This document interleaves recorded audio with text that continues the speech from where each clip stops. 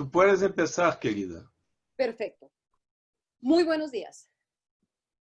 Agradezco al equipo invitado el día de hoy, con el que damos apertura a los espacios interactivos de nuestra obra colectiva, Promoción de la Salud en la Región de las Américas, y a todos los asistentes que se unen a nosotros, abriendo la posibilidad para que podamos reflexionar juntos. Iniciaremos una etapa del proceso que hemos estado esperando con ilusión. Esta etapa está organizada en dos tipos de espacios intercalados y planeados con una periodicidad quincenal. Reflexiones sobre los temas abordados y presentación de experiencias. Los autores nos compartirán sus planteamientos y abriremos la posibilidad de dialogar con ellos y preguntar sobre aquellos aspectos en que queramos profundizar. Nuestras expectativas son ofrecer a los interesados en promoción de la salud espacios de encuentro que nos lleven a identificar actores clave en nuestros países y tender puentes de comunicación. Compartir reflexiones y preguntas sobre los temas abordados en la obra, ampliar perspectivas y abrir nuevas. Documentar las reflexiones, ponerlas al servicio de los interesados y abrir oportunidades para la construcción de conocimientos. En el caso de la presentación de experiencias, además de lo anterior, buscamos caracterizar lo que estamos haciendo a nivel de promoción de la salud, recuperar aprendizajes derivados de las dificultades y proyectar procesos colaborativos. Nuestras sesiones son grabadas y puestas al servicio de los interesados. Resultará valioso para los asistentes y no asistentes poder acceder posteriormente a esas grabaciones. Nuestra obra colectiva está organizada en 5 partes. Nuestro foro de hoy corresponde a la parte de la obra que nos invita a pensar en retos y oportunidades de la promoción de la salud. Nuestro primer foro nos invita a la vez a aprender del pasado y a construir nuevas posibilidades para la acción intersectorial. Los hemos invitado a leer previamente para favorecer una participación más activa y el diálogo con los autores. El día de hoy, nuestros invitados son el equipo Interpaíses coordinado por nuestro querido colega y amigo Marco Ackerman de Brasil, quien con María Cristina Franceschini de Brasil, Jorge Laurano Eugenio de México, Rosa María Pretel Aguilar de Perú, Rosilda Méndez, Elizabeth Agrela, Ana Claudia Germani, también de Brasil, trabajaron el tema ¿cuáles serían los atributos para la intersectorialidad en el siglo XXI? En la búsqueda de una intersectorialidad de nueva generación. Invito al equipo de autores a darle a los asistentes un corto saludo desde sus países. Luego el equipo presentará sus reflexiones y planteará unas preguntas. En la segunda parte le daremos la palabra a los asistentes para reflexionar con nosotros, preguntar o comentar. En esta segunda parte les pedimos que las intervenciones tomen un máximo de 2 minutos para poder abrir la posibilidad para el intercambio del diálogo. Todo el tiempo el chat estará abierto para ustedes. Por favor, cuando quieran hacer preguntas, les invito a presentarse en el chat. Escribirnos su nombre, país y pregunta. ¿Para quién es la pregunta o si es general o si se trata de un comentario? A medida que nosotros vayamos viendo sus preguntas, podremos organizar la manera de responderles.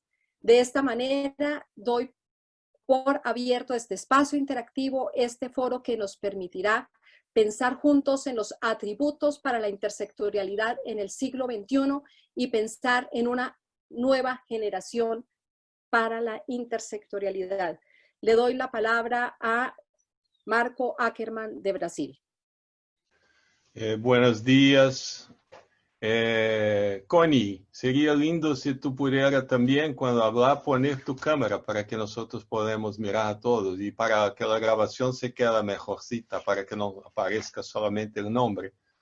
Es lindo cuando podemos ver a la gente.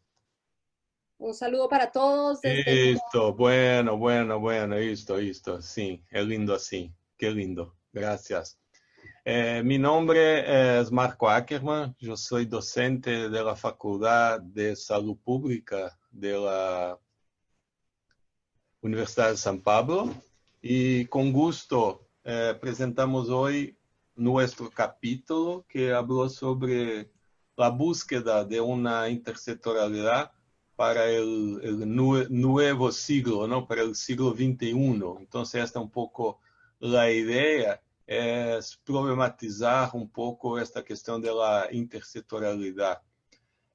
Tuvimos el placer de estar junto con Jorge Laureano de México, Rosa Petrel de Perú, y ya tenemos aquí algunos colegas de Perú, la Cecilia Chao, que es de Perú, y la Alba Yanet, que está de Proenapsa. Entonces ya tenemos la gente y invitamos a todos a poner acá el nombre, de dónde son. Y hay dos maneras de comunicar con nosotros. El chat, que es una manera de se presentar, y acá abajo un Q&A, que la gente puede hacer preguntas, ¿no? Eduardo Guerrero ya hizo una pregunta. Eduardo se presentó acá en el Q&A. Eduardo es un amigo de Colombia. Buenos días, Eduardo. Yo tuve la oportunidad de trabajar con Eduardo en la OPS y un compañero maravilloso, inteligente y lindo. Tiene casi un actor de Hollywood, el Eduardo Guerrero, de tan lindo que es. Ok, yo tengo 5 minutos para decir algo de nuestro capítulo. Y voy a decir entonces algunas cositas para no final hacer un cierre de las cosas acá, ¿ok? Empiezo entonces diciendo que este capítulo se refiere a un recorrido del pasado sobre la práctica de la intersectorialidad en América Latina, con reflexiones sobre Brasil, México y Perú, para indicar algunos posibles caminos y múltiples desafíos para el futuro de la producción de la salud en la formulación de políticas públicas justas y sostenibles. Nosotros entonces daremos énfasis a la necesidad de delinear una agenda de investigación y formar una estructura teórica para la intersectorialidad como una categoría de análisis. Hay mucho que se ha dicho sobre la intersectorialidad, pero há pouca produção teórica sobre a intersectorialidade. Claro está que se busca uma ação prática, pero nada mais prático que uma boa teoria. Então, este capítulo também tem dois objetivos principais: decir de las condições que devemos adotar para conseguir uma outra intersectorialidade para o futuro. E agora, com a pandemia da Covid, esta questão da intersectorialidade se coloca de uma maneira mais importante aún, aunque a saúde está no centro da agenda política, há que poner juntos também outros setores, como a educação, o transporte público, a habitação, a proteção social, porque a pandemia ha mostrado e ha dejado clarísimo la cuestión de la inequidad en América Latina y en todo el mundo. Entonces, una lógica de articulación y participación social es muy importante, más aún en este momento do que era en el pasado. Y para esto no hay que repetir continuamente las mismas cosas que hicimos en el pasado. Hay que buscar otras maneras de hacer a intersectorialidade. E uma coisa interessantíssima é que se este era um discurso nosso do setor saúde, eu observo agora que outros setores, principalmente a educação, no retorno, a volta às classes, estão cada vez mais pedindo uma intersectorialidade perene, tanto na urgência quanto para sempre. Então, para nosotros de las políticas públicas es un momento importantísimo para organizar, articular con otros sectores, no solamente nosotros de la salud, pero ellos de otros sectores están teniendo la necesidad de hacerlo. La pandemia de la COVID, este virus, nos ha dado una oportunidad. Aunque é muito triste que muita gente, muitas histórias, muitas biografias, e isso é importante, de dizer que as biografias são mais importantes do que as estatísticas, porque por detrás das estatísticas hay gente, há histórias de vida. Pero se coloca para nós, para nossa geração, um desafio, um reto importantíssimo. E a intersetorialidade, a articulação entre setores, um alinhamento de políticas públicas é fundamental. Então, termino dizendo que o capítulo identificou algumas condições necessárias para ter em conta, para pôr em prática o que seria uma intersectorialidade de nova geração. Ponto 1. Que os temas relativos ao modo de produção e consumo capitalista entrem na equação das políticas intersectoriais. Que não se trata a intersectorialidade como uma panaceia para solucionar as desigualdades sociais. Que se entenda que a intersetorialidade não reduz necessariamente os conflitos inerentes às relações humanas, incluso os pode aumentar. Que a ação intersetorial não pressupõe a renúncia a responsabilidades sectoriais. Que tal articulação setorial deve otorgar rol a cada dos componentes da regra e que não se deve configurar como uma massa amorfa em la que as partes perdem suas identidades.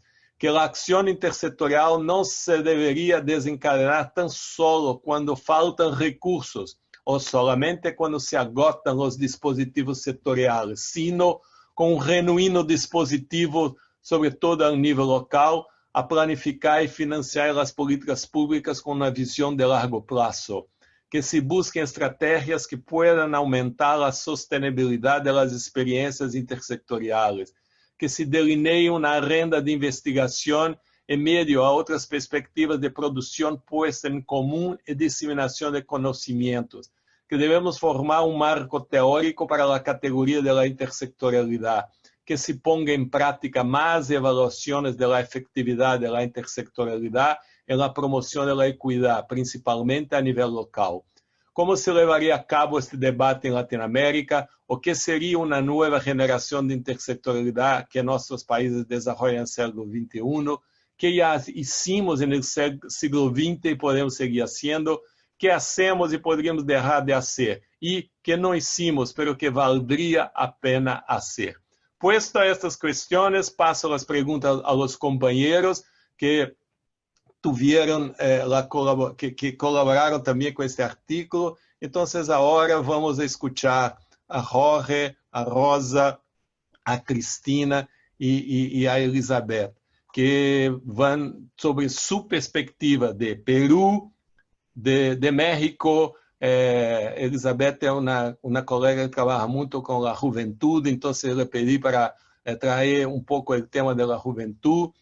Cristina, uma colega também. Nós juntos somos parte do centro colaborador da OPS que se chama CEPEDOC, que é o Centro de Investigação e Documentação em Ciudad Saudável. Cristina tem uma experiência de redes. Su trabalho de doutorado foi a construção de uma rede na cidade de Guarulhos, onde se discute a questão da violência urbana. Então, a palavra é tuya. Agradeço e agradeço muito a Connie por esta criativa ideia de abrir sítio colaborativo para que investigadores de Latinoamérica ponham suas ideias e podemos mais ter uma forma diferente de disseminar, de difundir, de discutir temas. E hoje, este seminário, que se seguirá cada 15 dias, vai discutir todas as produções intelectuais que estão no sítio colaborativo. Então, graças. Abro a palavra agora. Não sei, Connie poderia nos orientar quem é o próximo, como hicimos no programa. Graças, queridos. Inicia, por favor, Bete, sigue Cris, Ana, Rosy y Jorge Laureano de México. Hola, muchas gracias primero pela invitación y pela posibilidad de discutirmos juntos, especialmente en tiempos tan difíciles como estamos viviendo, como Marco apontou muy bien. En Brasil tenemos un nuevo momento político y social muy difícil, entonces necesitamos mucho de diálogos con compañeros de promoción de la salud pela América Latina para pensarmos juntos novos caminhos. Eu sou Elizabeth Agrela, sou psicóloga de formação Fiz o meu mestrado e doutorado na Universidade de São Paulo em promoção da saúde. Hoje sou investigadora do CPDOC, juntos trabalhamos com esse documento que vocês puderam ler. E hoje também estamos trabalhando com juventudes e HIV em CPDOC. E este é um grande desafio para nós outros, porque são grandes discussões que são necessárias para trabalhar com este público. Agradeço muito por isto. Bem, a princípio temos que fazer uma pequena discussão sobre as idades que chamamos de juventudes ou adolescência. Adolescência pela OMS são jovens entre 15 e 19 anos, enquanto jovens são de 15 a 24 anos. No Brasil, temos uma pequena diferença quanto à faixa etária nesse sentido, porque os jovens vão até 29 anos. Há algumas diferenças na América Latina quanto a estas idades que se compreende ou que se chama de juventude ou que se chama de adolescência. Por que isso é importante? Porque isso é um marco em vários referenciais teóricos, há marcos que fazem uma discussão de qual o tipo de intervenção, o tipo de reflexão que se faz a cada grupo etário. Aqui falaremos especialmente sobre os jovens. En nuestro artículo hay una frase que me gusta mucho, es: Brasil todavía posee una escola del siglo XIX, profesores del siglo XX y algunos alunos del siglo XXI. Me gusta disto porque quando falamos de juventude, falamos do mesmo aspecto. Temos jovens hoje com reflexões do siglo XXI, pero temos teorias do século anterior para sua compreensão. Isto gera uma grande dificuldade na intervenção. Seguimos utilizando mesmos autores dos séculos anteriores, teorias antigas para novas realidades, que são importantes, não há dúvida, mas temos que atualizar algumas reflexões sobre a juventude. E isso talvez seja uma das nossas questões para pensar em intersetorialidade hoje. De que juventude estamos falando em século XXI? Anteriormente, fazendo uma comparação em claro escuro, claro que isto não é tão definido desta forma, mas apenas para compreender, há muitas teorias que ainda são embasadas em discussões com laços sociais, padrões verticais de identidade. Havia na família, havia um padre, um trabalho, um chefe, uma sociedade e uma pátria, tudo muito configurado. Pero hoje, nessa atualidade, as relações são mais horizontais, são novas formas de se relacionar, de comunicar-se. Então, necessitamos de intervenções também mais reflexivas, que se permitam assistir por essas mutações muito rápidas que vão conduzindo ao presente. Porque para o jovem de hoje, é muito difícil pensar em futuro quando o presente ainda está difícil de conectar-se, de construir. Então, há uma nova juventude, assim como Marco habla muito bem, que temos necessidade de pensar na intersetorialidade para o contexto atual, também precisamos pensar que esta juventude é atual, é quase que uma intersetorialidade jovem. Sabemos hoje que muitas referências teóricas dizem da dificuldade de acesso do jovem às estratégias de cuidado. Alguns autores vão discutir que isto é porque muitos serviços não são acolhedores, acolhem bem este jovem. Existe uma brecha cultural de idade entre os profissionais e esses adolescentes. E com isto há também, muitos autores falam disso, de uma fragilidade na dinâmica intersetorial entre saúde, educação, trabalho, desporto, justiça e todos os outros aspectos que podem compor um cenário de juventude. E muito infelizmente, isto não se vê estas construções em território local. Muitas vezes há uma intervenção no campo da saúde que muito pouco dialoga com esses outros setores. Pero a juventude não entra no serviço porque não se sente bem acolhida. Então, há mesmo uma discussão ainda, infelizmente, ainda atual em sistemas, principalmente do campo da saúde. Nossa discussão hoje é que a juventude não se limita exclusivamente aos setores da saúde, como o Marco colocou muito bem, que há necessidade desse diálogo, e isto não é fácil, porque precisamos envolver o território, envolver os movimentos sociais, ONGs e outras instituições presentes. Quando pensamos em juventude, talvez tenhamos que fazer mais questões do que respostas. Isto talvez seja muito difícil. Quem é o jovem de hoje? Quais são suas expectativas? Quais são suas potencialidades? Muito infelizmente, quando falamos em juventude, em políticas públicas para a juventude, muitas vezes estamos olhando para este público já com problemas em nossas mentes, que já vão pensando em como fazer a partir de problemas que estamos concebendo anteriormente. Pero poucos são as intervenções que se propõem a mirar para as potencialidades daquele território, o que tem de potência naquele espaço social que se pode fazer junto um trabalho. Para isso, temos que pensar juntos como incluir essa juventude, de fato, em las propostas, para pensar, inclusive, esta pergunta que Marco nos coloca. Como atualizar a intersetorialidade? Talvez a maior atualização seja incluir justamente este jovem para pensar junto, para construir junto esses novos caminhos. Sabemos hoje que não se pode mais falar que os jovens são pessoas que não se importam com nada.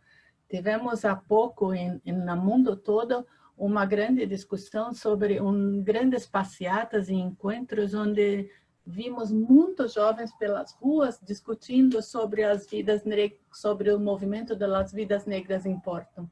Isto mostra para nós que não se pode dizer que a juventude é apática, por exemplo, ou que a juventude não se importa com questões sociais. Talvez o que necessitemos nessa atualidade é justamente discutir como podemos falar sobre isso em outros formatos, em outros tipos de encontros, com novas tecnologias, fazendo novas parcerias no território, acima de tudo, considerando a diversidade de cada espaço local e não com uma reflexão única de juventude. Cada território tem seu jovem, tem sua conexão com a realidade local. Marco lembrou bem do Covid. Aqui no Brasil temos algumas experiências que mostram como muitos jovens estão trabalhando com comunidades locais para diminuir esta fronteira que se criou com Covid.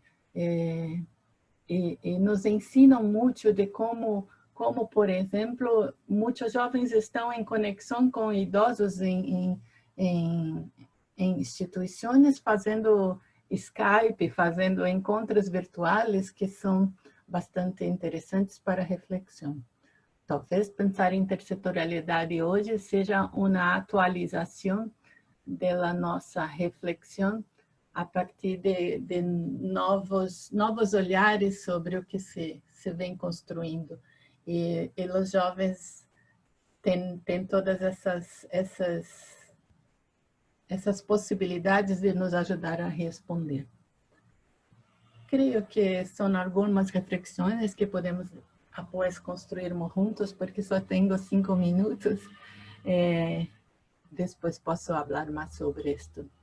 Gracias por encuentro. Muchas gracias por tan importantes reflexiones. Le vamos a dar en este momento la palabra a Jorge Laureano Eugenio de México. Entonces, Jorge, continúas con la reflexión que abre Elizabeth y abre Marco. Sigue, por Hola, favor. buenos días. ¿Me escucho, Connie? Perfectamente. Bueno, buenos días. Mi nombre es Jorge Laureano Eugenio. Soy investigador de la Secretaría de Salud Jalisco. Y solo voy a colocar algunos puntos para la reflexión. El primero de ellos es decir que en México la intersectorialidad desde el sistema de salud o desde la Secretaría de Salud es un tema desde la administración pasada, no es algo que no esté colocado en la agenda de salud. Sin embargo, en esta nueva administración retoma mucha más fuerza. Para nosotros desde la Secretaría hay incluso áreas ya específicas para el trabajo intersectorial a nivel nacional y a nivel departamental o estatal. Sin embargo, creo yo que desde la experiencia de adentro del sistema de salud y específicamente de lo que vivimos en la Secretaría de Salud Jalisco, pues observamos que aún hay retos que tendremos que afrontar como ministerio. Primero, lo que muestro en el capítulo es la experiencia de un trabajo intersectorial emergente, es decir, algo que no está planteado, algo que no surge desde el Ministerio de Salud ni siquiera de gobierno, sino que viene empujado por la necesidad, por los deseos de transformación social, por las ONGs, y que al final de cuentas también es un trabajo intersectorial, porque cuando hablamos de intersectorialidad no solo es hablar de los sectores propios de gobierno, también es hablar desde el sector social, desde el sector privado, y también ellos hacen parte del trabajo intersectorial. Sabemos que como gobierno nos cuesta mucho trabajo reconocer que también ellos deben de ser parte de esta intersectorialidad. Algo que también destaco y que ha sido muy importante para el trabajo intersectorial hasta el nivel que se ha llegado, ha sido una coordinación social que en este nuevo gobierno se tiene. Esta coordinación lo que busca, entre otras cosas, es precisamente el planteamiento de políticas intersectoriales, ya que hasta antes no existía una coordinación o un grupo que cristalizara o amalgamara los intereses y deseos de varios sectores. En esta coordinación tenemos al área de salud, de educación, de cultura, de desarrollo social y de deporte. Sé que hacen falta otras áreas, pero es un gran avance desde mi punto de vista porque ahí nos permite, he participado en algunas sesiones de esta mesa, en temáticas que no solo tienen que ver con salud, sino que también tienen que ver con otros aspectos y que pudiéramos hablar entonces de bienestar. Y esto es un punto que yo creo que a nosotros como sector salud nos hace falta, hablar de intersectorialidad no solo para enfermedad, para dengue o intersectorialidad para, por ejemplo, para enfermedades crónicas. No, creo que tendríamos que dar ese brinco y empezar a hablar de intersectorialidad para bienestar, porque esta palabra hace más inclusivo a otros sectores, o incluso en el discurso de muchos sectores o de muchos actores está el deseo del bienestar, de trabajar a favor del bienestar social, de la calidad de vida. Y entonces colocar eso en el centro de la intersectorialidad para nosotros como sector salud ha sido mucho más atractivo que hablar solo de acciones para el dengue, porque entonces asumimos que el dengue es un problema solo que le atañe al sector salud y entonces es difícil que haya un compromiso como lo requiere el trabajo intersectorial. Sin embargo, como mencionaba, a pesar de que está en la agenda global, en la agenda estatal y nacional el tema de la intersectorialidad y que ha tomado gran relevancia, creo que hacen falta, y que está esta coordinación social en el gobierno estatal de Jalisco, creo que hacen falta algunos puntos que dejo aquí como a manera de reflexión. El primero, creo yo que es importante reflexionar el perfil de las personas que trabajan temas de intersectorialidad, porque seguimos con un perfil biomédico de enfermedad y no con un perfil de lo que implica la salud como algo social, cultural y político. Entonces, hay que tener un perfil, los que estamos en el ministerio, para trabajar intersectorialidad, y creo que al gobierno le toca definir ese perfil. Número 2, la capacitación. Se nos tiene que capacitar en los diferentes niveles, a nivel estatal, regional o local, para el trabajo intersectorial. No solo generar las indicaciones, sino que se requiere la capacitación para el trabajo intersectorial. El siguiente aspecto que creo que nos hace falta también es que esta coordinación social y estas acciones intersectoriales tengan una mirada local. Creo que nos hemos estado quedando en la instrumentación técnica y de mecanismos de trabajo intersectorial, pero con una mirada más estatal. No hemos logrado tener una mirada local. Otro aspecto importante que queda pendiente para mí es generar mecanismos más claros de participación de otros sectores. Y lo reitero, los sectores están aquí, el de salud, el de educación, pero siguen siendo instancias de gobierno. Creo que hace falta mencionar y reposicionar en estas mesas también el orden social, que sí participan, pero de pronto no queda claro de qué manera o con qué mecanismos se involucran a estos otros sectores en estas mesas de la coordinación social que permiten la configuración de políticas intersectoriales. Algo que también creo que nos hace falta es tener instrumentos que nos permitan el trabajo intersectorial. Por ejemplo, ¿cómo se mide el trabajo intersectorial? ¿Cómo sabemos si las cosas que estamos haciendo en el nivel que nos toca realmente le suman al trabajo intersectorial? Y si no lo estamos haciendo bien, ¿qué nos hace falta para realmente trabajar en intersectorialidad? Por último, y dando un poco de énfasis en este trabajo, quisiera referir que nosotros desde esta coordinación, desde el sector salud, estamos generando un instrumento precisamente que nos permita replantear qué es lo que hace que la intersectorialidad desde esta parte sea fuerte, sea robusta, y creo que esto nos va a dar muchas luces porque están puestas las pistas, están puestos los intereses y los deseos, pero hace falta como toda esta parte de instrumentación y de visión más de lo social de la salud, más de bienestar, de otros sectores, de abrirnos a otros actores, y creo que va por muy buen camino. De mi parte sería todo y muchas gracias. Muchas gracias, Jorge. Importantes reflexiones dan continuidad a este espacio. Nos planteas cómo evaluar si le estamos sumando a la intersectorialidad, cómo fortalecer la intersectorialidad, y planteas la pregunta por el bienestar, cómo construir intersectorialidad para darle lugar al bienestar. Y en este momento le damos la palabra a Cristina Franceschini. Ella se conecta desde Brasil. Cris, un fuerte abrazo. Tienes la palabra. Hola, buenos días a todos. Les quería saludar con la cámara abierta, pero les pido disculpas que la voy a desconectar enseguida, porque aquí la internet es muy estable. Si mantengo la cámara, se va a caer. Entonces, solo quería saludarlos para que me vean, ¿no? Y ahora voy a seguir con la cámara. Mucho gusto estar aquí con ustedes. Bueno, el tema que me tocó fue hablar un poco de la conexión entre intersectorialidad y redes, ¿no? Que son conceptos distintos, pero están intrínsecamente conectados.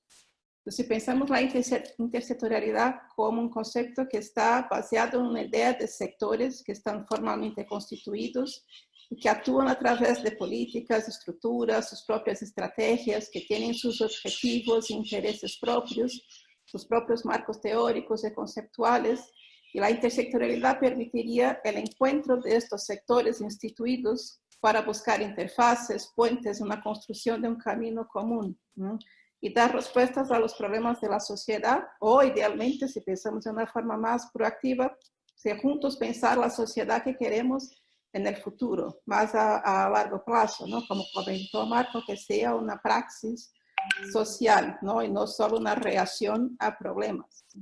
Entonces, de esta forma, el concepto de red está muy relacionado con esta idea, pero está también relacionado con una idea de conexiones, procesos colaborativos, horizontalidad, que facilitan la comunicación, una fluidez de personas, de saberes, de información, de recursos, una circulación, ¿no? de esos recursos, y una construcción conjunta de saberes. Entonces, una red permite también ampliar la posibilidad de quién va a participar, ¿no? Que es que la participación social a través de redes se permite ampliar, ¿no? Y pensar en la inclusión de las personas o grupos que son más afectados por temas que la intersectorialidad busca abordar, ¿no? con su forma de trabajo. Así que redes e intersectorialidad se refuerzan, no son lo mismo. Una intersectorialidad no necesariamente se conforma en un formato de red. Una red no necesariamente es intersectorial, pero son conceptos que están muy cercanos, ¿no? Y que uno puede aportar al otro, ¿no? Entonces, cuando hablamos de intersectorialidad, generalmente, principalmente cuando hablamos en el nivel local, también estamos hablando de la formación y el fortalecimiento de redes, ¿no? Que en el nivel local está más cerca de las personas y de los problemas que enfrentan, ¿no?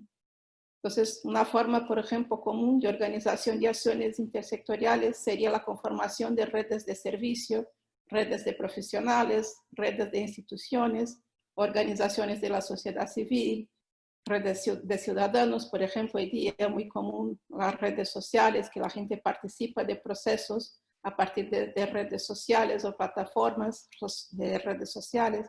Así que se amplía mucho las posibilidades a partir de una idea de trabajar en red, ¿no? Y en el capítulo, yo no sé si han tenido la oportunidad de leer, traemos un ejemplo de una red intersectorial para que entender mejor estas conexiones, ¿no? Y es una red, como Marco mencionó, de enfrentamiento de violencia en municipios de Brasil. Y es una red que es muy interesante para pensar la intersectorialidad, ¿no? Porque es una red que involucra el gobierno local a partir de secretarías de salud, educación y desarrollo social, que está organizada a partir de una conexión con distintas redes, ¿no? Entonces hay una red desde el gobierno, desde las secretarías, que es un comité intersectorial, que se conectan con una serie de redes territoriales, ¿no? Que trabajan en los territorios a partir de redes de profesionales y organizaciones de la sociedad civil que están en los territorios.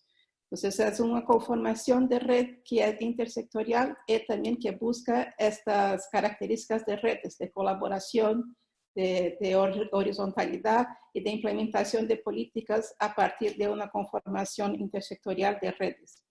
Y es interesante, si tenéis la oportunidad de leer después, porque es una iniciativa que partió de los propios profesionales y técnicos desde las secretarías. No fue una iniciativa del gobierno local, no fue una iniciativa de las personas que estaban en los territorios, es decir, de los profesionales que estaban en las secretarías, que reconocieron las dificultades de implementar las medidas propuestas, los dispositivos propuestos desde la municipalidad para abordar la violencia en un entorno local, que las cosas no se conectaban bien. Entonces decidieron por ellos conformar una red que a principio era informal para buscar actuar conjuntamente y solucionar los problemas que surgían en los territorios. Y eso fue se fortaleciendo a punto de lograr conformar más redes territoriales y al mismo tiempo institucionalizar la iniciativa desde el nivel central de la municipalidad. Este es un ejemplo muy bueno de cómo a partir de redes se puede lograr una acción intersectorial y fortalecerla para implementar acciones en los territorios, ¿no? O mismo desde la formulación de políticas públicas en el nivel local. Entonces, ¿por qué traemos este tema de redes e intersectorialidad? Porque cuando pensamos en cuáles serían los atributos en el siglo XXI para la intersectorialidad, la idea de redes gana mucha fuerza porque es una característica de nuestro tiempo, ¿no? La sociedad de información, la sociedad de redes, la idea de redes está muy fortalecida ahora. La idea de procesos colaborativos son cada vez más impulsionados con una forma de abordar colectivamente los desafíos que enfrentamos, con o sin el Estado. O sea, las redes permiten ampliar las posibilidades de actuar, ¿no? Y si podemos hacer de forma colectiva e intersectorial, sí que se puede hacer mejor, ¿no? Y como propone el capítulo, pensar en una agenda de investigación para la intersectorialidad, creo que podemos pensar también en esta idea de la conexión entre el intersectorial y las redes como una dimensión que puede ser explorada, ¿no? Y fortalecida, ¿no? Y pensar cómo podemos fortalecer redes que puedan apoyar procesos intersectoriales y cómo la intersectorialidad a su vez puede apoyar la formación de redes que puedan impulsionar estos procesos en el nivel local, ¿no? ¿Qué capacidades serían necesarias para un trabajo en red que podría fortalecer la intersectorialidad y al revés, ¿no? Entonces creo que esa es una dimensión importante si pensamos en una agenda de investigación que podemos pensar más y trabajar más, impulsionar más esta propuesta de redes e intersectorialidad. Muchas gracias. Cris, muchas gracias por esas importantes reflexiones sobre esa conexión que es importante lograr entre la intersectorialidad, las redes, fortalecer redes territoriales, fortalecer lo local y ese apoyo mutuo entre el trabajo en red y el trabajo intersectorial. Con estas reflexiones vamos a dar el paso a Perú. Nuestra colega y querida amiga Rosy Pretel de Perú va a tomar la palabra en este momento. Bienvenida, Rosy, y entonces continúas la reflexión, por favor. Hola, buenos días con todos y todas. ¿Me escuchan? Un saludo muy fraterno a todos los participantes de este seminario que ha sido construido en el marco de mucha fraternidad, mucha solidaridad, mucho cariño a la promoción de la salud, liderado por María Constanza y Marco Ackerman, ¿no? Nuestros queridos maestros. Bueno, saludarlos y decirles que quería compartirles algunas reflexiones en este seminario de intersectorialidad, así es que me voy a permitir poder proyectar mi pantalla, no sé si se ve. Bueno, esta imagen pues nos hace pensar todo lo que nos falta en intersectorialidad. Definitivamente, si es que nosotros miramos a este señor, podemos darnos cuenta de que la punta del iceberg no ha sido resuelta, ni siquiera eso, ¿no? Menos será lo que está debajo de ella. Y es que me refiero a los determinantes sociales, económicos, políticos, que nosotros en promoción de la salud, y como todos ustedes saben, pues le denominamos determinantes estructurales. Y peor aún, no hemos resuelto el problema de las desigualdades en salud, las inequidades, que nos duelen a todos, sobre todo en este marco de la pandemia a nivel mundial por COVID, ¿no? Solo muchos países estamos afrontando los problemas visibles, probablemente entregando algunos insumos para paliar de alguna forma estas consecuencias que genera esta terrible enfermedad. Pero no hemos ido más atrás, no hemos resuelto el problema de la pobreza, de la educación, de la nutrición, del empleo, ¿no? De las condiciones de vivienda, del hacinamiento que vive nuestra América Latina y las proporciones de envejecimiento que se nos vienen estos años. Eso es lo que nos falta en intersectorialidad, atacar esos determinantes, pero con mayor fuerza, con mayor potencia. Nos falta también los mecanismos y herramientas integradoras para los gestores en los territorios. Muchas veces hacemos muchas herramientas, muchos kits a nivel central, a nivel de las capitales de país o a nivel de las capitales de estados o de regiones, pero nos falta estas herramientas locales. La intersectorialidad se puede efectivizar sí o sí en los territorios, pero si no les damos a ellos esos insumos, estos mecanismos integradores, pues luego cuando queremos medir la sostenibilidad solamente es, como se dice acá en Perú, pues luz de un día, ¿no? Y no hay esa sostenibilidad organizativa, presupuestaria, esa sostenibilidad social. Cuando no hay una sostenibilidad organizativa, es decir, cuando no damos fortaleza a las organizaciones en los territorios, pues esta se diluye si hay cambios políticos. Eso es lo que nos ha pasado en Perú. Podemos generar muchas propuestas que se puedan generar productos, resultados sanitarios, incluso sociales. Pero si hay cambios políticos, estas retroceden por la mirada a veces tan reduccionista de algunas miradas políticas, ¿no? Y eso sigue retrocediendo, sigue afectando la salud y el desarrollo humano, el bienestar, como nos decía Jorge. Y aún más si no hemos considerado estos presupuestos articulados e integradores de los ministerios. A veces generamos articulación entre ministerios, pero solo queda en el papel, solo queda en la norma, en el decreto supremo, en el decreto de urgencia, pero cuando queremos ir más allá, cuando queremos efectivizar a nivel local, pues hay diversas limitaciones que frenan esta sostenibilidad en la intersectorialidad ya en el campo. Pero sobre todo creo que nos falta, especialmente en Perú, involucrar en este ciclo intersectorial a la ciudadanía, ¿no? En la vigilancia, en el seguimiento. Tenemos algunas experiencias en Perú que cuando los resultados de el trabajo de intersectorialidad ha sido involucrado la ciudadanía desde la planificación, en la acción, en el seguimiento, en la evaluación, cuando hay cambios políticos, pues la ciudadanía está ahí empoderada y frena estos retrocesos o estos intentos de retrocesos.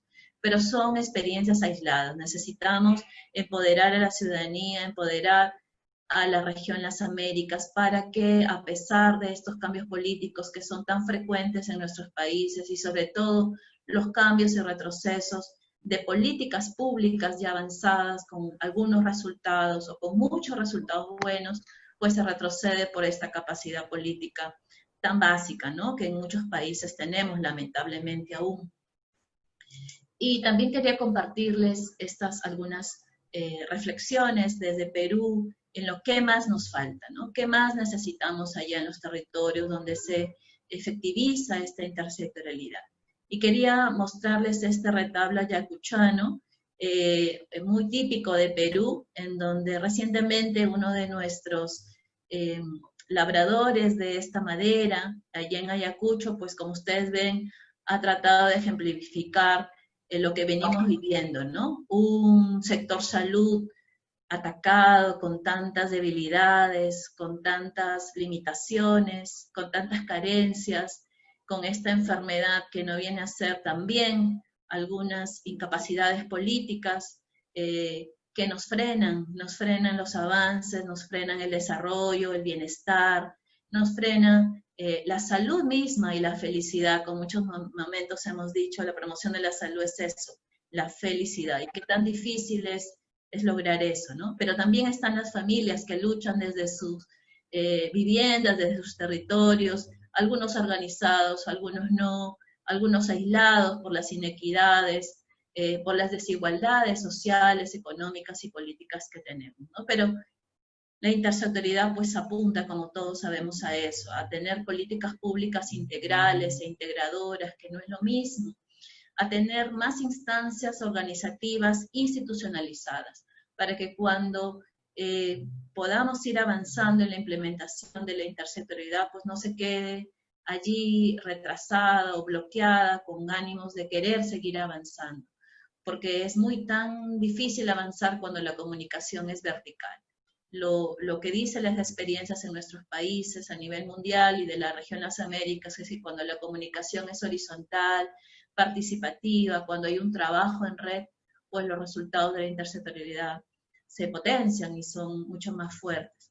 Pero también necesitamos líderes capaces, ¿no? Negociadores, articuladores, que sepan convencer, que sepan negociar la salud, pero desde su mirada más noble que pueda hacer, ¿no? Que es sumar esfuerzos entre todos los sectores a nivel intergubernamental también, porque a veces decimos la intersectorialidad solamente es intersector, entre los sectores, entre ministerios, pero no es así. Como todos sabemos, pues también necesitamos la intergubernamentalidad, ¿no? Entre los gobiernos central, gobierno regional, gobierno local, porque allí es donde se puede clarificar esta suma de esfuerzos, no solamente de los sectores del Estado, de los gobiernos a nivel nacional o hasta local, sino también el sector privado, también la sociedad civil, que muchas veces los dejamos de lado y tenemos miedo muchas veces sumarnos a ellos, ¿no? Y potenciar estos esfuerzos. Pero también necesitamos gestores que trabajen en red, y que es tan difícil muchas veces porque no tenemos esos motivadores que nos impulsen a seguir avanzando o seguir creciendo. Tenemos miedo a compartir nuestras experiencias, nuestras debilidades, nuestras fortalezas. También necesitamos más voluntad política, pero sobre todo capacidades políticas en los territorios. Muchas veces nos da mucha tristeza cuando vamos a los gobiernos locales, pues, y la capacidad de gestión es muy limitada, ¿no? Tenemos que empoderarlos también a ellos, tenemos que darles kit, como comentaba nuestro maestro Miguel Malo, kit de herramientas a los gestores locales, a los gestores regionales, y también a los gestores nacionales, que muchas veces nos vemos pues limitados cuando queremos seguir avanzando. Pero también necesitamos más seguimiento y evaluación, y esto va de la mano con mayor empoderamiento y vigilancia ciudadana, ¿no? No puede haber una experiencia exitosa si no está de la mano este empoderamiento ciudadano, esta vigilancia también de los sectores entre nosotros mismos, entre los gobiernos, ¿no? Actualmente estoy como jefa de proyectos y diseño de intervenciones de un programa nacional de asistencia solidaria, Pensión 65 se llama, que abarcamos más de 500,000 de adultos mayores en pobreza extrema, del Ministerio de Desarrollo e Inclusión Social acá en Perú, y es tan difícil interrelacionarnos con el Ministerio de Salud, con el Ministerio de la Mujer y Poblaciones Vulnerables, con el Ministerio de Economía, pero aún así seguimos avanzando para poder pues, vulnerar estos determinantes sociales de analfabetismo en las personas adultos mayores, de falta de pensiones oficiales o regulares, de falta de vivienda digna, de la pobreza en sí, de la falta de alimentación nutritiva, del abandono y violencia por parte de estos hijos que muchas veces pues los dejan de lado.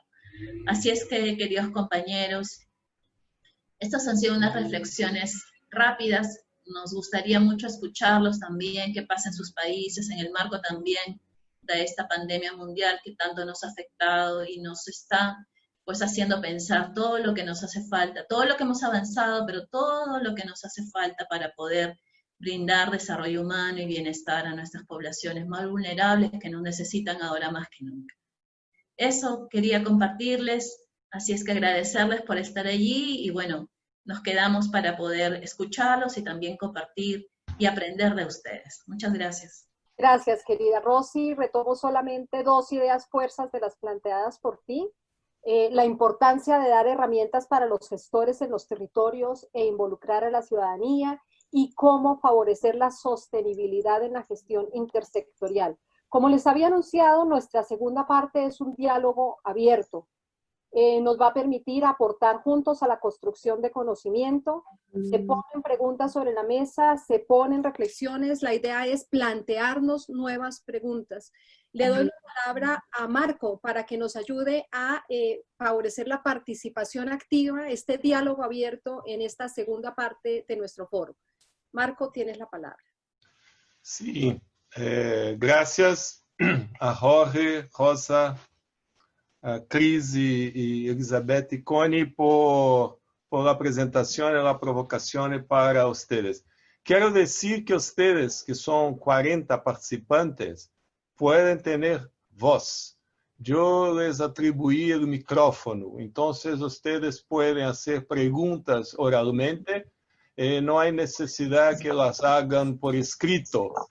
Pueden utilizar la voz. Entonces, por ejemplo, Nayara ya está con el micrófono libre, el Moto G5 también. Entonces, se puede también atribuir nombre, porque probablemente el chico no se llama Moto G5, ¿no? Tiene nombre. Entonces, ustedes pueden hacer preguntas personalmente. Entonces, se puede abrir el micrófono y hacer la pregunta.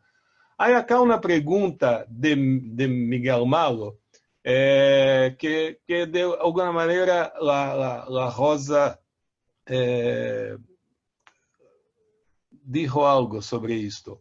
Pero yo trabajé con Miguel. Miguel es un amigo querido, queridísimo. Y Miguel pone acá una cosa interesante. Si Miguel está ahí, quisiera escuchar a Miguel.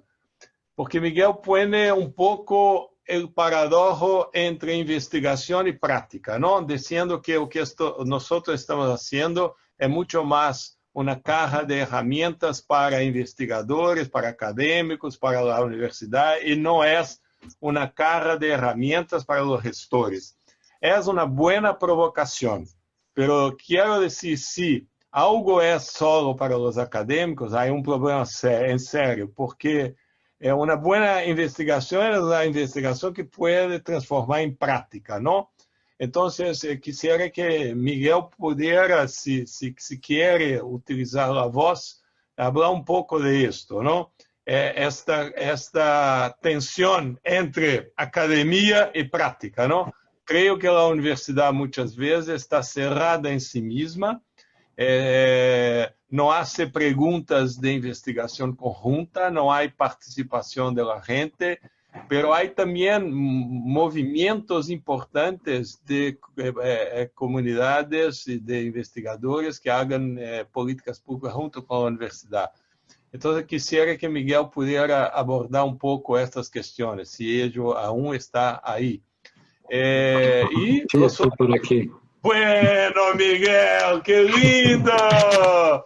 No, te amo, Miguel, te amo. E tu com a vena provocativa, que é lindo. Então, te dou a palavra, Miguel. Muchas gracias, Marquinhos, y a todas. Un gusto estar compartiendo este espacio que me parece tan importante y tan pertinente en este contexto complicado que vivimos.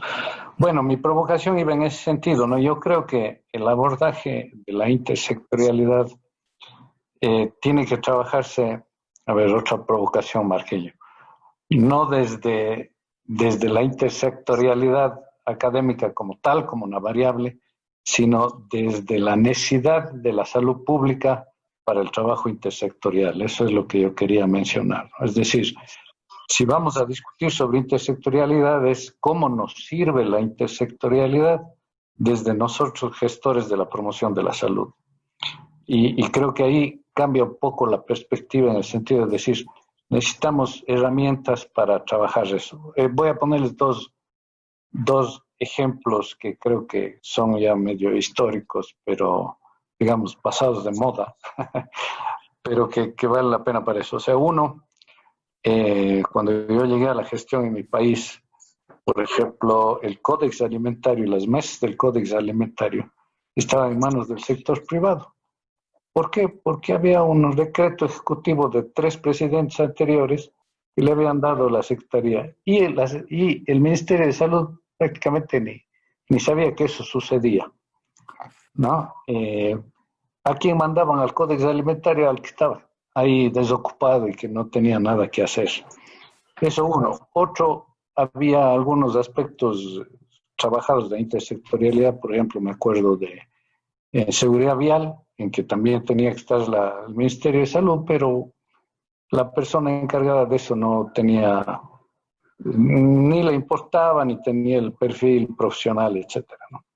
Es decir, hay una serie de espacios intersectoriales en la práctica del desarrollo gubernamental que no han sido aprovechados por el sector salud para trabajar la salud en todas las políticas. Siempre ha habido esa oportunidad y nunca se ha dado apropiadamente porque no hemos sido capaces de utilizar la intersectorialidad para colocar nuestra agenda de salud pública en la discusión de las políticas públicas. Esa era un poco la idea, Marqueño, es decir, la intersectorialidad como un instrumento, como un mecanismo para fortalecer la perspectiva de la salud en el quehacer de la política pública, y ahí se necesita herramientas, conocimiento y tal. Yo creo que lo que ustedes plantean es uno de los aspectos que puede ayudar, como tú dices, desde la investigación para el gestor, pero creo que la idea sería abordar la intersectorialidad desde el punto de vista utilitario, de decir cómo nos sirve para trabajar nuestra agenda de salud en el resto de políticas. Gracias. Gracias, Miguel. Miguel es famoso, pero no todos lo conocen. Miguel es ecuatoriano y actualmente es consultor de la OPS en México. Y Miguel también fue viceministro de la Salud en Ecuador. Trabajó acá en Brasil y es un tipo lindo y muy experiente y abuelo. Tiene nietos, ¿no, Miguel? Entonces, estas son otras características de Miguel. Eduardo Guerrero pidió la palabra. Le doy, Eduardo. ¿Puede hablar, por favor? Muchas gracias, Marco. Muchas gracias a ti y a Connie por la oportunidad. Gracias por tus palabras, etcétera. Para intervenir en este momento y saludarlos a todos, decirles que escuchándoles pensaba, bueno, ¿qué interfiere en esta intencionalidad tan interesante de la intersectorialidad, en la que nosotros hemos venido hablando casi desde Almata? Uno ve la palabra intersectorialidad como parte de las respuestas y las soluciones a los problemas de la vida y de la salud desde ese momento. Y siempre el sector salud ha estado trabajando sobre eso. Pero me parece importante que en el marco teórico que se piensa, que se está reconstruyendo, se piense en el rol del mercado y en el rol de los contratistas. Cuando uno mira las instituciones de cerca, observa claramente que hay demasiados intereses y demasiados actores en los gobiernos, y puede uno tener intenciones en los planes de desarrollo que se construyen en los departamentos, en los municipios, para poder lograr acciones intersectoriales desde la construcción participativa de un plan decenal de salud pública, de un plan territorial, de un plan local. Pero cuando estos se van a ejecutar, nuestros gobiernos entregaron toda la ejecución a contratistas, y cada sector tiene un contratista, tiene un sector político que está detrás de cada uno de los sectores, lo cual hace que se contraten muchísimas personas que al final se encuentran en los territorios, pero no se reconocen y no logran acuerdos precisamente por la característica misma de la contratación que se hace en este tipo de procesos. Y valdría la pena pensarlo, de cómo se reconstruye eso, cómo se modifica, porque lo veo como uno de los impedimentos más graves y más difíciles para gestar eso. Entonces, cómo desde la construcción local podría uno resolver ese tipo de situaciones. Y también pienso que la polarización política que vivimos en nuestros países genera un ruido, una interrupción muy grande en los temas intersectoriales. Entonces, ¿cómo se generan acuerdos de Estado, acuerdos políticos para lograr consensos que permitan acciones intersectoriales de una política conjunta? De pronto ahora la pandemia ha enseñado muchísimas cosas, de que en una crisis de este tipo hay necesidad de reunir esfuerzos. Sin embargo, uno observa la fragmentación, por lo menos aquí en Colombia, de los aseguradores en la parte de salud, que impide que los recursos lleguen a la solución en los niveles locales, porque estamos fragmentados en 40 o 50 empresas aseguradoras que no logran hacer fluir los recursos que se requieren para la atención de la pandemia. Entonces, un poco llamo la atención en ese sentido. ¿Cuáles son los factores externos que impiden que la intersectorialidad realmente funcione? Un poco el llamado que Rosa desde Perú estaba diciendo, lo siento, muy válido, de las dificultades que se dan en ese sentido. Pero si las buscamos, las encontramos, quizás podamos buscar una respuesta diferente. Muchas gracias, Marco. Bueno, hay acá una pregunta de Uriel que Jorge la contestó. Si Jorge puede también leer la pregunta de Uriel y hacer la respuesta oralmente, le pido este favor. Claro que sí. Uriel, entre otras cosas, mencionaba o preguntaba si la intersectorialidad es un medio o es un fin, ¿no? Ella asume que es un medio, no sé. Adelante, Uriel. Perdón, es Gladys. Entonces, ella plantea que desde su perspectiva la intersectorialidad es un medio y no solamente es como el fin, ¿no? Y lamentablemente en el caso de México tenemos sí la intersectorialidad, pero se convierte en un indicador más. ¿Cuántas mesas intersectoriales? ¿Cuánto trabajo intersectorial? Pero sigue siendo la instrumentación y como que logramos acción intersectorial cuando ya instrumentamos una mesa. Pero no hemos visto las bondades y hasta dónde podemos llegar con ese trabajo intersectorial. Y yo lo que le escribía por ahí era que hay varios aspectos que nos están condicionando la visualización de esas bondades que nos deja el trabajo intersectorial. Entre ellas los cambios de gobierno, los intereses particulares. También le comentaba que no hay medición a mediano y a corto y a largo plazo. No tenemos mecanismos de sostenibilidad del trabajo intersectorial y entre otras cosas, ¿no? Entonces visualizamos la intersectorialidad como un fin, como algo más a cumplir, pero no lo vemos como un medio para otras cosas. Y por último, tal vez agregaría que es un miedo y un temor a perder rectoría, a perder liderazgo, y todavía seguimos hablando de intersectorialidad donde queremos ser líderes, el sector salud, y creo que por ahí hay cosas que tendríamos que quebrantar para poder avanzar a la intersectorialidad como un medio y no solo como un fin. Bueno, creo también que Uriel nos pregunta cómo ir para más allá de la retórica. Hay sinales, evidências de que a intersectorialidade produz consenso discursivo e dissenso prático, não?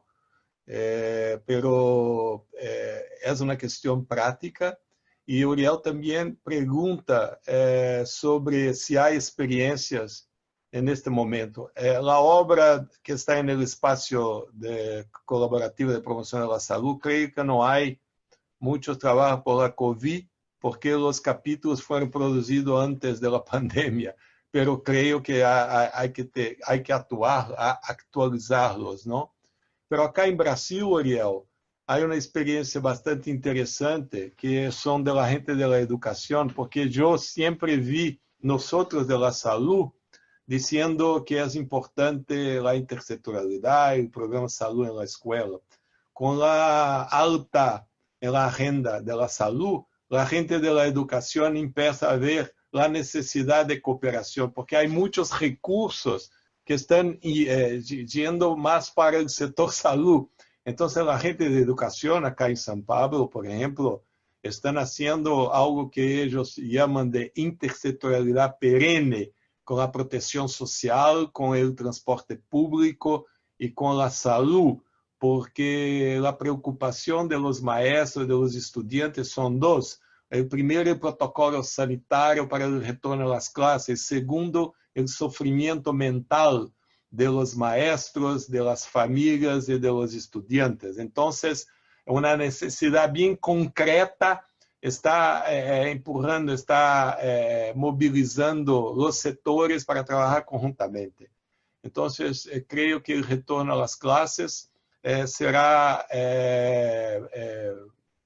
fortalecido por essa lógica de uma intersectorialidade que seja emergencial para o retorno, pero que seja perene. E o que é interessante é que não é a saúde que está dizendo isso, porque eu creio que a saúde está mais, e é compreensível, não? Preocupada com as medidas medicamentosas, com as vacunas, e não tanto com as medidas de saúde pública. E aí, os outros setores, o setor de proteção social, o setor de educação, o setor de transporte público, empieza a mirar a necessidade de estar junto com outro setor. Então, é uma oportunidade diferente que o discurso de intersectorialidade não está sendo hecho por nós, e sim por os outros setores. Querido Marco, me gustaría responder también a esa última observación o pregunta de Oriel, que nos pregunta si nuestra obra toca el tema de COVID. Yo les quiero contar que nuestra obra empieza a gestarse un año antes de la aparición de la pandemia, pero cuando nace durante la pandemia. Y muchos de los últimos capítulos introducen reflexiones en torno al COVID. Es el caso, por ejemplo, del capítulo que trabaja todo lo relacionado con el derecho a la salud y la promoción de la salud. Eduardo Guerrero también nos ofrece un capítulo sobre salud global y promoción de la salud en que se aborda el tema. El capítulo que trabaja equidades e inequidades en salud también se proyectó para que naciera luego de recuperar estas reflexiones. Y hay otro muy importante que se plantea desde un equipo peruano, que es el capítulo relacionado con comunicación para la salud y promoción de la salud, que lo trabaja el equipo de Giovanna Núñez desde Perú.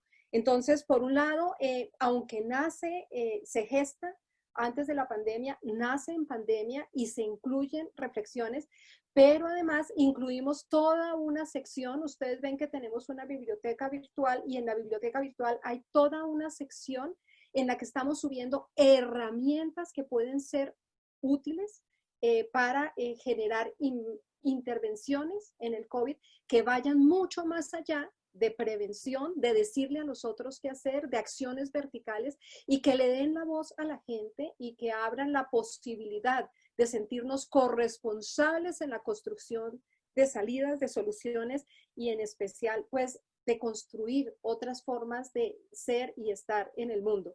Entonces yo les puse en el chat el enlace, está allí ubicadito, de tal manera que ustedes puedan visitar el sitio. Aprovecho para decirles que el sitio no es un sitio estático, por eso nuestra obra colectiva es virtual. Se alimenta con sus aportes, permanentemente recibimos aportes.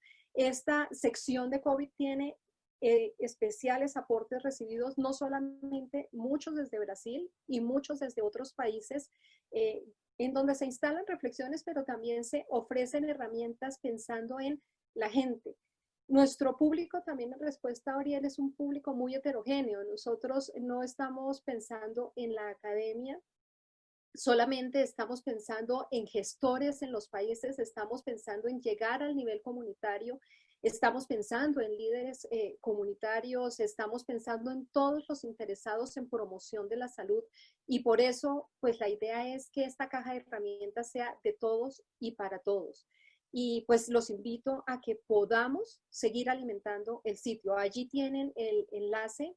Ustedes lo visitan y ven que su aporte también puede estar allí y que la idea es que sigamos construyendo juntos. Sencillamente quería aportar, complementando un poco tu respuesta, Marco, pero te devuelvo la palabra para que podamos continuar dándole la voz a nuestros asistentes y participantes en el foro. Te doy la palabra. Hay una pregunta de Javier Sánchez, de Perú. En el actual contexto que vivimos, se ha evidenciado la necesidad de unir esfuerzos con otros sectores. En algunos países, sin embargo, están desarrollándose diversas acciones aisladas de psicólogos o de psicólogas con el objetivo de dar una respuesta rápida. En nuestra opinión, ¿cómo podríamos prevenir estos abordajes aislados y ver la intersectorialidad como un trabajo necesario y posible? Y también hay una otra pregunta acá de Shirley, que es una doctoranda de la USP de Brasil, y pregunta cómo la intersectorialidad puede ser una política de Estado y no de gobierno. ¿Es posible? Entonces dejo esto a los compañeros Jorge, Rosa, Cristina y Elizabeth para dialogar con Javier y con Shirley sobre estas dos cuestiones. Tal vez quisiera comentar lo de Shirley. Ella plantea si la intersectorialidad puede ser alguna cuestión de Estado y no de gobierno. Como comenté en el ejemplo, lo que se está haciendo en México es una cuestión de gobierno, no es una cuestión de Estado. Es decir, que en la próxima administración posiblemente ni siquiera exista esa coordinación social. Sin embargo, y aun cuando en este momento creo que para México no sería posible o no, estamos lejos de aspirar a una política de Estado de trabajo intersectorial como lo amerita propiamente, creo que estas pequeñas iniciativas de gobierno deberíamos de apostarle, los que estamos adentro de los ministerios, los que nos gusta la salud pública y que son varios, y que hay varias personas como en otros países, deberíamos de apostarle a esas iniciativas o a estas posibilidades que nos está dando este gobierno o los gobiernos en cada uno de los países, para que a partir de estas experiencias, con sus particularidades, con sus aspiraciones, con sus deseos, logremos empujar y visibilizar lo importante que es la política de intersectorialidad, pero que no se quede entre un gobierno y que desaparezca en el otro, sino que tengamos los elementos, la sistematización y los avances que se pueden tener en las agendas de desarrollo y bienestar cuando trabajamos desde esta perspectiva. Entonces yo lo veo como una gran oportunidad. Estas experiencias de gobierno no habría que desacreditarlas, al contrario, hay que apropiarnos, hay que participar en ellas, incorporar lo que podamos y hasta donde se nos permita, porque como son políticas de gobierno, de pronto hay un celo o hay, a veces no se permiten hacer muchas cosas en estas mesas intersectoriales, que yo lo veo como un catalizador de diferentes sectores. Entonces creo que es una oportunidad, pero en este momento no estaríamos preparados para políticas intersectoriales de Estado. Sería mi punto de vista y desde la experiencia local.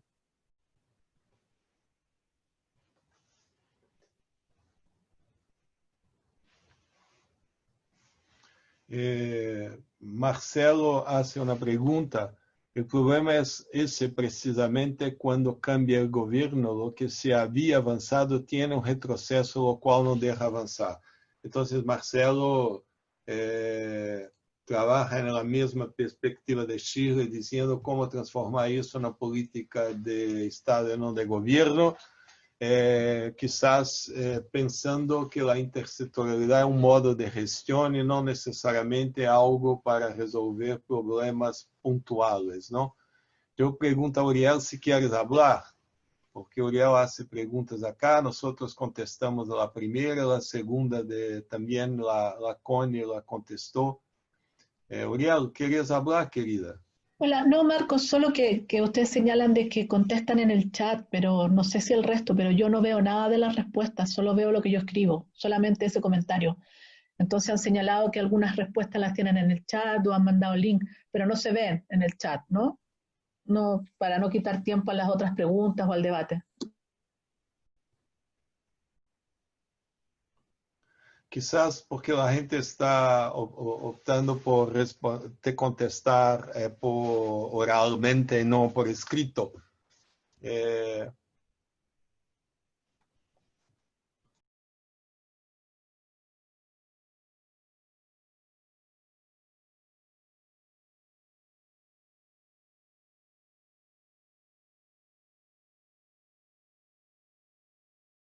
Connie, ¿quieres continuar? Sí, querido Marco, veo que Verónica García nos está haciendo un comentario para todos los panelistas. Entonces, ¿quieres retomarlo?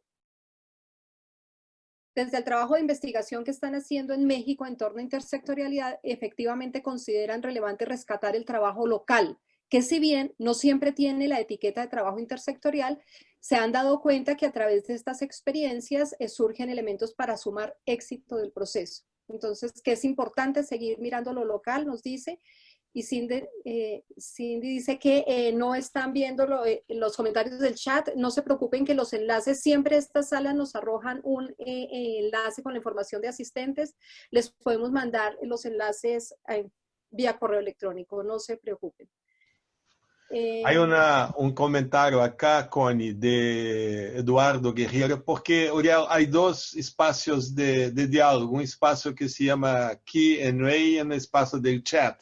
Acá, por ejemplo, Eduardo te contestó, dialogó contigo para Uriel y el grupo. En Medellín, Colombia, el modelo de atención en salud, MIA-SMITE, abre la posibilidad de trabajar por y con los entornos educativo, familiar, comunitario. Con este diseño hemos logrado trabajar salud y educación en forma muy cercana. Salud y microempresas, tiendas, farmacias, salud y bienestar social, entre, por ejemplo, gerontológicos. Eduardo, ¿quieres ampliar más tu diálogo con Uriel, querido? Si quieres, puedes utilizar el micrófono. Sí, yo solamente quería decirles que a pesar de todas las dificultades que les mencioné anteriormente, el diseño que en Colombia se aprobó en el 2015, que llamó Política País, modelo integral de atención en salud, tuvo en cuenta todo este enfoque intersectorial y lanzó una propuesta muy interesante. Yo pienso que Uriel participó en ese diseño con el doctor Fernando Ruiz, que en ese tiempo era viceministro, una propuesta de trabajo orientado a trabajar en entornos familiar, comunitario, institucional, laboral, en las comunidades y cumpliendo, digamos, rutas de atención que ha sido bastante interesante. Entonces, colegios, escuelas y salud en los barrios ya se unen y trabajan bastante interesante los problemas que allí se viven y se tienen de violencia intrafamiliar, problemas de prevención de suicidio, etcétera. Hay una articulación bastante interesante entre los maestros y las personas que trabajan en el sector salud, psicólogos, médicos, enfermeros, en el cuidado, digamos, de los niños, los adolescentes, en las guarderías. Eso me parece que es un desarrollo muy promisorio. Y lo mismo el sector, pensando las microempresas que hay en los barrios, con las tiendas, con las farmacias, con las verdulerías, las peluquerías. Allá hay un sector muy importante que, organizado junto con el sector salud, logran resultados bastante interesantes. Y el cuidado de centros gerontológicos ahora en la pandemia ha sido muy importante. El primer llamado que se dio por parte del sector salud en Medellín fue cuidar los centros gerontológicos de todos los barrios populares, de todas las comunas, y se hizo a tiempo, y eso ha logrado resultados bastante interesantes de una reducción de mortalidad que en el futuro, a través de grupos de investigación, seguramente va a aparecer.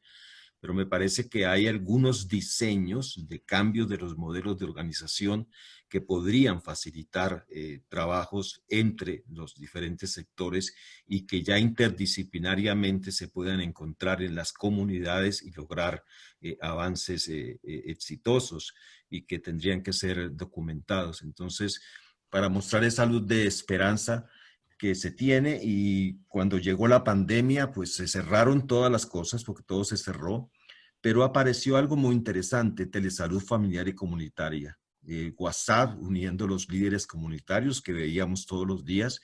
Se generaron redes de WhatsApp, redes de grupos familiares que se reúnen para resolver sus dudas, sus problemas, sus incertidumbres. Entonces me parece que ahí hay un potencial que está surgiendo que vale la pena revisarlo y entenderlo como una nueva forma de entender la intersectorialidad ya directamente en las comunidades a través de los cambios de modelo de organización. Ese sería mi comentario. Ahora entendí la cuestión de Uriel. Es que nosotros estamos contestando solamente para nosotros. Acá en el Zoom, cuando se ponen acá all panelists o all panelists and attendees, nosotros estamos contestando solamente entre nosotros. Por esto que Uriel no estaba mirando a las respuestas. Disculpe, Uriel.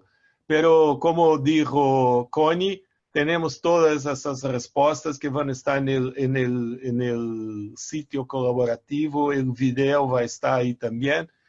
Pero acá en el Q&A las respuestas aparecen más claritas do que acá en el chat, porque nosotros estamos aprendiendo cómo hacer aún la cosa remota, pero el chat es mucho más para la gente se presentar y el Q&A para las preguntas. Perdóname, Uriel, ahora entendí lo que tú estabas diciendo.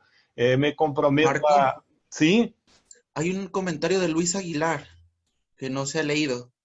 Sí, puede leer. Dice que, claro, dice que en el supuesto de que si la intersectorialidad se gesta o tiene su génesis desde los profesionales, entonces, ¿cómo hacer para que los procesos intersectoriales superen los obstáculos de las políticas de Estado del momento?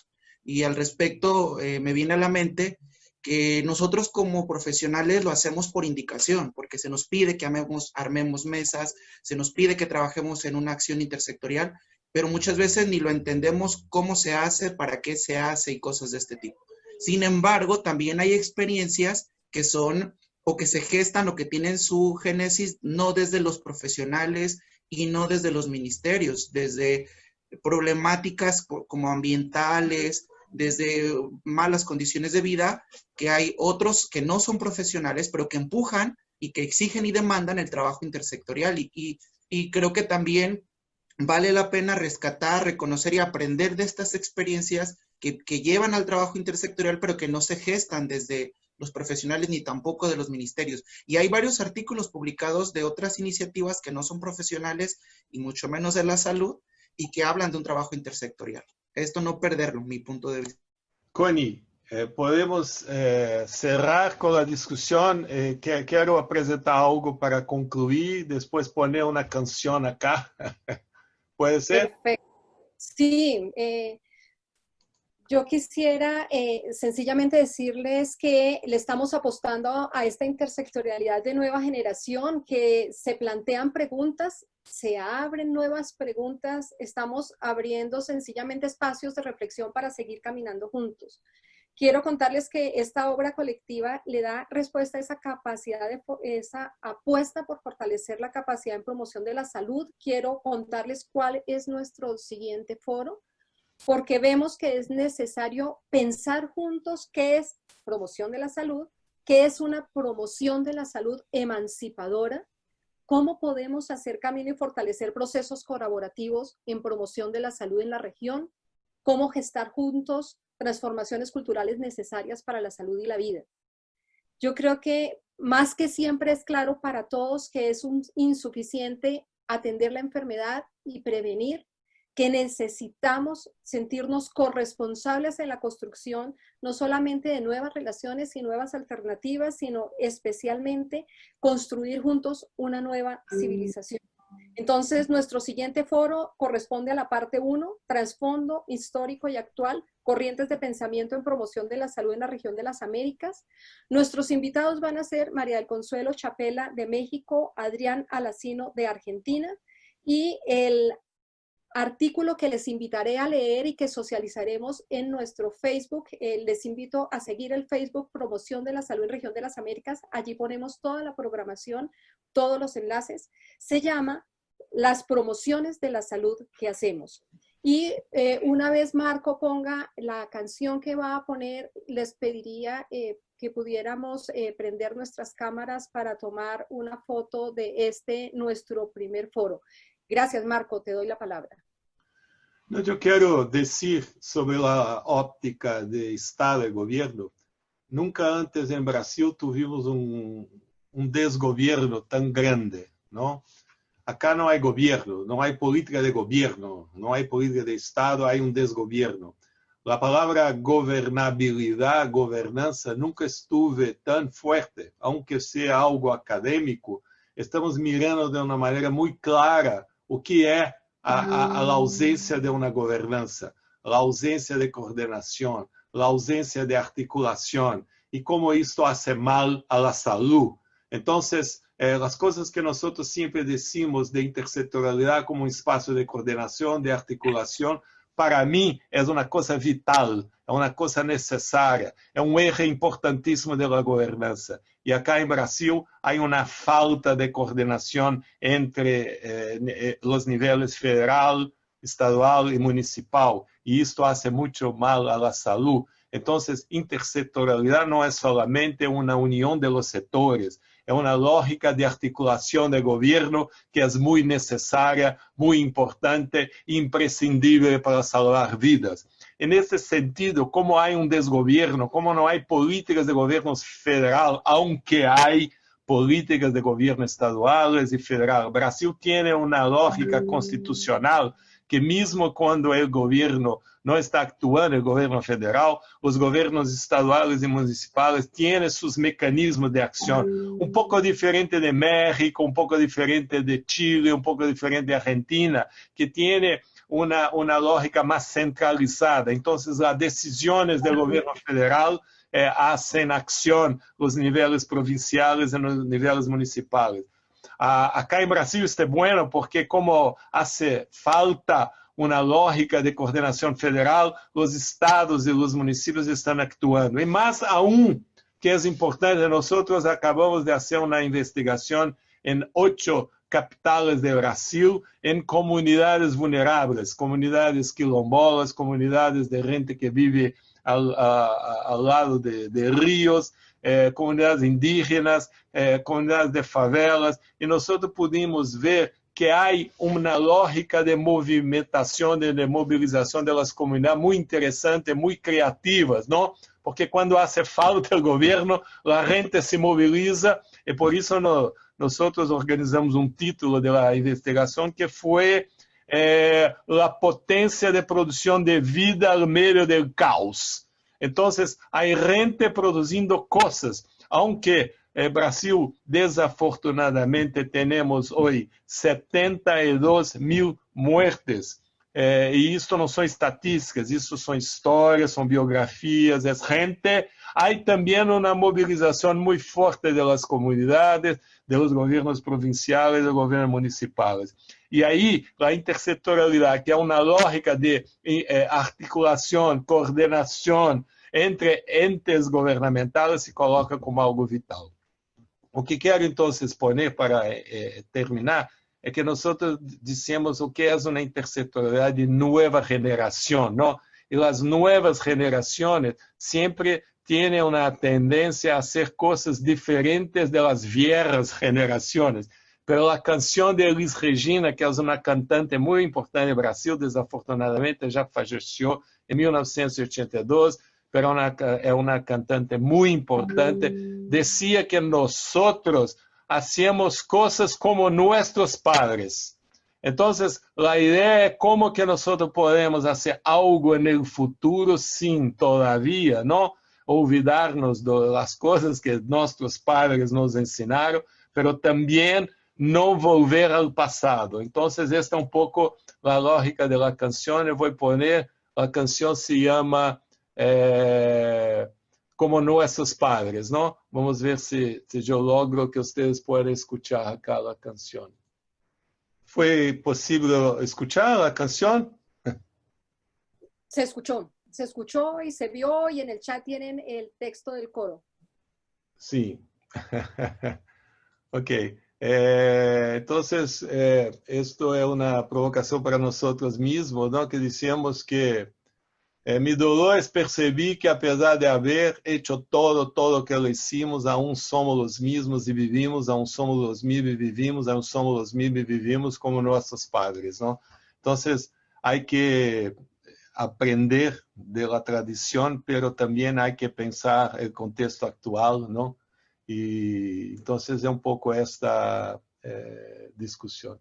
Entonces, Connie, paso la palabra para ti, para los colegas que quieran decir sus últimas palabras. Muchas gracias a ustedes, maravilloso foro, equipo, de verdad, muchas gracias. Fue un gusto leerlos y fue un gusto enorme escucharlos y aprender de ustedes y pensar en esta intersectorialidad de nueva generación. De verdad, muchas gracias, un fuerte abrazo desde Colombia. Gracias a todos los que nos acompañaron el día de hoy. Nos veremos en 15 días. Prográmense cada 15 días, 8 a.m. hora Colombia, 10 a.m. hora Brasil, y hablaremos de promoción de la salud. Un fuerte abrazo para todos. Bueno, Jorge, Elizabeth, Cris, Rosa, ¿quieren decir algo para terminar, para finalizar? Solamente gracias y saludos desde México, y que no dejemos de soñar, que no dejemos de creer que es posible. Gracias. Muchas gracias por todo y de fato que possamos sonhar mucho. Perfecto, Jorge. Gracias.